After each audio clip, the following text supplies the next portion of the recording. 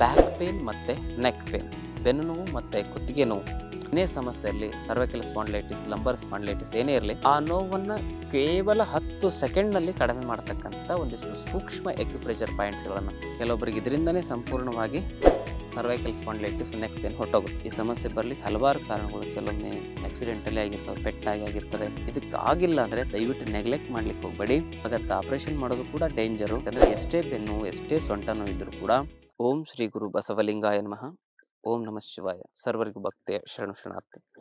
ನಾನು ನಿಮ್ಮ ಯೋಗ ಗುರು ವೈದ್ಯ ಶ್ರೀ ಚನ್ನಬಸವಣ್ಣ, ಶ್ರೀಗಂಗಾ ಯೋಗ ನಿಸರ್ಗ ಚಿಕಿತ್ಸಾ ಹಾಗೂ ಆಯುರ್ವೇದ ಸಂಶೋಧನಾ ಕೇಂದ್ರ, ಬೆಂಗಳೂರು, ಹುಬ್ಬಳ್ಳಿ ಮತ್ತು ಧಾರವಾಡ.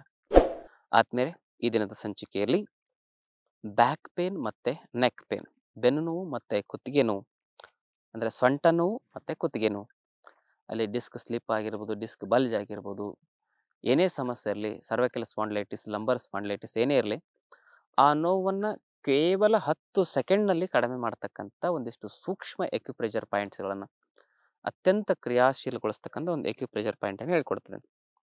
ಏನು ಅಂದರೆ ಇಲ್ಲಿದೆ ನೋಡಿ, ಹೆಬ್ಬೆರಳಿನ ಭಾಗದ ಈ ಭಾಗ, ಈ ಮೊದಲನೇ ಗಣ್ಣಿನ ಈ ಭಾಗ ಇದೆಲ್ಲ, ಇದನ್ನು ಏನು ಮಾಡಬೇಕಂದ್ರೆ ಈ ರೀತಿ ಜೋರಾಗಿ ಪ್ರೆಸ್ ಮಾಡಬೇಕು, ಜೋರಾಗಿ ಈ ರೀತಿ ಪ್ರೆಸ್ ಮಾಡಬೇಕು, ತಿಳಿತಾ?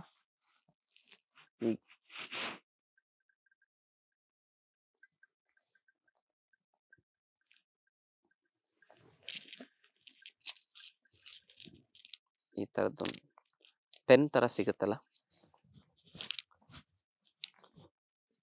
ಪೆನ್ನಿಂದನೂ ಕೂಡ ಈ ರೀತಿ, ನಾನು ಕಟ್ಟಿಗೆಯಿಂದ ಮಾಡ್ತಿದ್ದೀನಿ, ನೀವು ಪೆನ್ನಿಂದ ಅಥವಾ ಕಟ್ಟಿಗೆಯಿಂದ ಮಾಡ್ಬೋದು. ಜೋರಾಗಿ ಇಲ್ಲಿ ಈಗ ಒಟ್ಟಿನಲ್ಲಿ ಇಲ್ಲಿ ಹಿಂಗೆ ಮೂಮೆಂಟ್ ಆಗಬೇಕಿದೆ, ಹೀಗೆ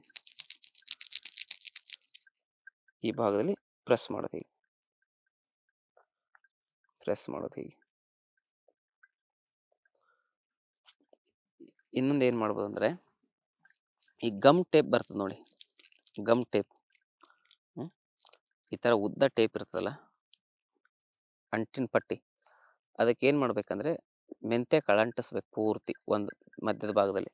ಆ ಮೆಂತ್ಯ ಕಾಳು ಅಂಟಿಸಿರೋದು ಭಾಗ ಇಲ್ಲಿ ಹಾಕಬೇಕು, ಈ ಪೂರ್ತಿ ಎಲ್ಲ ಮೆಂತ್ಯ ಕಾಳು ಅಂಟ್ಕೋಬೇಕು. ಹಾಗೆ ಏನು ಮಾಡೋದು, ಆ ಅಂಟಿನ ಪಟ್ಟಿನ ಹೀಗೆ ಹೆಬ್ಬೆರಳಿಗೆ ಈ ರೀತಿಯಾಗಿ ಸುತ್ತೋದು. ಆ ಮೆಂತ್ಯ ಕಾಳ ಒಳಗಡೆ ಇರ್ತವೆ, ಅಂಟಿನ ಪಟ್ಟಿ ಹಿಂಗೆ ಅಂಟ್ಕೊಂಡಿರ್ತದೆ. ಏನು ಮಾಡ್ಬೋದು ನೀವು ಅಂತ ಹೇಳಿದ್ರೆ ಅದನ್ನು ಹೀಗೆ ಪ್ರೆಸ್ ಮಾಡ್ತಾ ಇರ್ಬೇಕು ಯಾವಾಗಲೂ.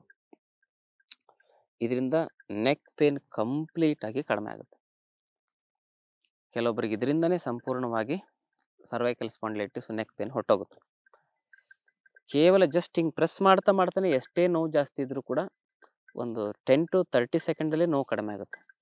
ಇನ್ನು ಇದಾದಮೇಲೆ ಬೆನ್ನು ನೋವಿನ ಸಮಸ್ಯೆಗೆ ಯಾವ ಪಾಯಿಂಟು ಅಂತ ಹೇಳಿದ್ರೆ, ಈ ಮಧ್ಯದ ಬೆರಳಿದೆಯಲ್ಲ, ಮಧ್ಯದ ಬೆರಳಿನ ಎಡಭಾಗದ ಗ್ಯಾಪ್ ಮತ್ತು ಬಲಭಾಗದ ಗ್ಯಾಪ್, ಎರಡೂ ಭಾಗದಲ್ಲಿ ಪಾಯಿಂಟ್ ಇರ್ತದೆ. ಇಲ್ಲಿ ಈ ಮೂಳೆಗಳ ಗ್ಯಾಪ್ನಲ್ಲಿ, ಇಲ್ಲಿ ಈ ಮೂಳೆಗಳ ಗ್ಯಾಪ್ನಲ್ಲಿ, ಇಲ್ಲಿ ಇದನ್ನು ನೀವು ಹೀಗೆ ಪ್ರೆಸ್ ಮಾಡೋದು. ಪೆನ್ನಿಂದ ಆಗಿರ್ಬೋದು ಅಥವಾ ಈ ರೀತಿ ಬೆರಳಿಂದ ಆಗಿರ್ಬೋದು, ಕಟ್ಟಿಗೆಯಿಂದ ಆಗಿರ್ಬೋದು, ಈ ರೀತಿ ಪ್ರೆಸ್ ಮಾಡೋದು. ಒಂದು ಕಡೆ ಜೋರ ಪ್ರೆಸ್ ಮಾಡಿದ್ರೆ ಹಂಗೇ ಹಿಡ್ಕೊಂಡು ನಿಂದಿರ್ಬೇಕು, ಅಲ್ಲಿ ನೋವು ಬರುತ್ತೆ. ಅದು ನೋವು ಬಂದರೆ ಮಾತ್ರ ಬೆನ್ನು ನೋವು ಕಡಿಮೆ ಆಗುತ್ತೆ. ಈಗ ಇದೊಂದು. ಇನ್ನು ಬ್ಯಾಕ್ ಪೇನಿಗೆ ಸಂಬಂಧಪಟ್ಟಿದ್ದು ಇಲ್ಲೊಂದು ಪಾಯಿಂಟ್ ಇದೆ, ಇದೆಲ್ಲ ಭಾಗ ಜೋರಾಗಿ ಇದನ್ನು ಪ್ರೆಸ್ ಮಾಡೋದು. ಹೀಗೆ ಇದು ಕುತ್ತಿಗೆ, ಇದು ಕೆಳಗೆ ಬ್ಯಾಕ್, ಹೀಗೆ ಹೀಗೆ ಒಂದೊಂದಾಗಿ 1, 2, 3, ಒಂದು 20 ಬಾರಿ ಆದಮೇಲೆ ಒಂದು ಸ್ವಲ್ಪ ಕೆಳಗೆ ಇಳಿಬೇಕು, ಮತ್ತೆ ಇಲ್ಲೊಂದು 20 ಬಾರಿ, ಮತ್ತೆ ಇಲ್ಲಿದಾದ್ಮೇಲೆ ಮತ್ತೆ 20 ಬಾರಿ, ಹಿಂಗೆ ಮೇಲಿಂದ ಕೆಳಗೆ, ಇಲ್ಲಿ ಮೇಲಿಂದ ಕೆಳಗೆ, ಮೇಲಿಂದ ಕೆಳಗೆ, ಇದು ಕುತ್ತಿಗೆದು. ಈ ಪಾಯಿಂಟ್ಗಳು, ಇವುಗಳಿಗೆ ಅಕ್ಯುಪ್ರೆಷರ್ ಪಾಯಿಂಟ್ಸ್ ಅಂತ ಹೇಳ್ತಾರೆ. ಇವುಗಳನ್ನ ಸರಿಯಾಗಿ ನೀವು ಆಕ್ಟಿವೇಟ್ ಮಾಡ್ಕೊಳ್ಳೋದ್ರಿಂದ, ಸ್ಟಿಮ್ಯುಲೇಟ್ ಮಾಡ್ಕೊಳ್ಳೋದ್ರಿಂದ ಬೆನ್ನು ಮತ್ತು ಕತ್ತು ನೋವಿನ ಸಮಸ್ಯೆಯಿಂದ ಪಾರಾಗ್ಬೋದು. ಈ ಸಮಸ್ಯೆ ಬರಲಿಕ್ಕೆ ಹಲವಾರು ಕಾರಣಗಳು, ಕೆಲವೊಮ್ಮೆ ಆಕ್ಸಿಡೆಂಟಲಿ ಆಗಿರ್ತವೆ, ಪೆಟ್ಟಾಗಿ ಆಗಿರ್ತವೆ, ಮಾನಸಿಕ ಒತ್ತಡದಿಂದ ಆಗಿರುತ್ತೆ, ಆಮೇಲೆ ಕೆಲವೊಮ್ಮೆ ಏನಾಗಿರುತ್ತೆ ಅಂತ ಹೇಳಿದ್ರೆ ವಾತ ವಿಕಾರದಿಂದ ಆಗಿರುತ್ತೆ. ಹೀಗೆ ಹಲವಾರು ಕಾರಣಗಳಿಂದ ಬಂದಿರತಕ್ಕಂಥ ಸೊಂಟ ನೋವು ಮತ್ತು ಕತ್ತು ನೋವಿನ ಪರಿಹಾರಕ್ಕೆ ಈ ಎಕ್ಯುಪ್ರೆಷರ್ ಚಿಕಿತ್ಸೆಯಿಂದ ಸಂಪೂರ್ಣವಾಗಿ ತಾವು ಪರಿಹಾರವನ್ನು ಕಂಡುಕೊಳ್ಬೋದು. ಇದಕ್ಕಾಗಿಲ್ಲ ಅಂದರೆ ದಯವಿಟ್ಟು ನೆಗ್ಲೆಕ್ಟ್ ಮಾಡಲಿಕ್ಕೆ ಹೋಗಬೇಡಿ. ಹಾಗಂತ ಆಪ್ರೇಷನ್ ಮಾಡೋದು ಕೂಡ ಡೇಂಜರು. ಬೆನ್ನಿಗೆ ಮತ್ತು ಸೊಂಟಕ್ಕೆ ಆಪರೇಷನ್ ಮಾಡೋದು ಅತ್ಯಂತ ಅಪಾಯಕಾರಿ. ಇದರಿಂದ ಸ್ಟ್ರೋಕ್ ಆಗಬಹುದು, ಬಿಟ್ಟರೂ ಕೂಡ ಸ್ಟ್ರೋಕ್ ಆಗೋ ಚಾನ್ಸಸ್ ಇರ್ತದೆ. ಅಂಥವ್ರು ಏನು ಮಾಡಬೇಕಂದ್ರೆ ಎಷ್ಟೇ ಬೆನ್ನು ಎಷ್ಟೇ ಸೊಂಟ ನೋವು ಇದ್ದರೂ ಕೂಡ, ಕತ್ತು ನೋವು ಎಷ್ಟೇ ಇರಲಿ, ಅದಕ್ಕೆ ಯೋಗದಲ್ಲಿ ಪರಿಹಾರ ಇದೆ. ಈ ರೀತಿಯಾಗಿ ನೆಕ್ ಎಕ್ಸಸೈಸು, ಬೆನ್ನು ನೋವಿಗೆ ಕೆಲವೊಂದಿಷ್ಟು ಸೂಕ್ಷ್ಮವಾಗಿರ್ತಕ್ಕಂಥ ಆಸನಗಳಿದ್ದಾವೆ. ಸೊಂಟ ನೋವಿಗೆ ಕಟಿ ಚಕ್ರಾಸನ, ಆಮೇಲೆ ಈ ಸೇತುಬಂಧ ಆಸನ, ಅರ್ಧ ಹಲಾಸನ ಆಸನಗಳನ್ನ ಒಂದೊಂದೇ ತೋರಿಸ್ತಾ ಇದ್ದಾರೆ ನೋಡಿ. ಹಾಗೆಯೇ ಮುಖ್ಯವಾಗಿ ಮರ್ಕಟಾಸನ, ಈ ಎಲ್ಲ ಆಸನಗಳನ್ನು ಮಾಡ್ಬೋದು. ಪಂಚಕರ್ಮ ಚಿಕಿತ್ಸೆ ಇದೆ.